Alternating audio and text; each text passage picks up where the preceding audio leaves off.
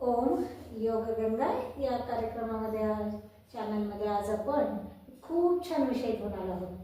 चालण्याच्या वेगवेगळ्या पद्धती बघत आहोत. आता तुम्ही म्हणाल चालता येत नाही का? चालता सगळ्यांनाच येते, परंतु त्याच्या वेगवेगळ्या पद्धती आणि त्याचे फायदे काय आहेत. उदाहरणार्थ जर आपण असं चाललो पंजावर, असं असं असं आपण जर पंजावर चाललो तर ह्याच्याने काय होणार, तुमच्या अतिशय पिंढऱ्या मजबूत होतील, पायाचे मागचे स्नायू खूप मजबूत होतील. समजा उदाहरणार्थ तुम्ही असं टाचावर चाललात, या पद्धतीने टाचावर थोडंसं चालायचं आहे.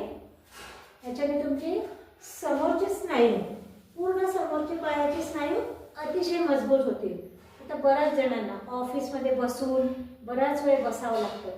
एका ठिकाणी ब्लड जाम होऊन जातं, रक्त गाठून जातं, मग त्यांना व्हेरिकोज वेन सारखे आजार होतात.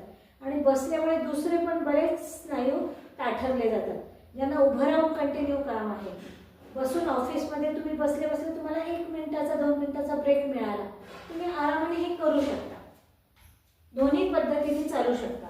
तिसरी पद्धत जी आहे, ज्या लोकांचे बॅलन्स जातात, बरेच लोक चालताना त्यांचा बॅलन्स जात असतो, झोकं जात असतात, त्यांच्यासाठी साईड वॉक या पद्धतीने ह्या बाजूने पुन्हा ह्या बाजूने साईड वॉक करायचं, म्हणजे ज्याच्याने तोल सांभाळला जातो शरीराचा आणि झोक जात नाही, बॅलन्स जात नाही.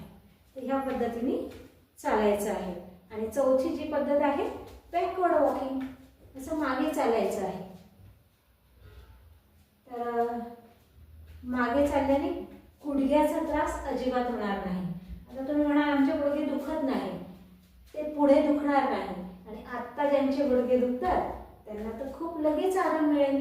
कसं बॅकवर्ड वॉक म्हणतात त्याला, असं मागे मागे मागे चालायचं. त्या चारही पद्धती नक्कीच आवडल्या असतील. आपल्यापर्यंत नका ठेवू.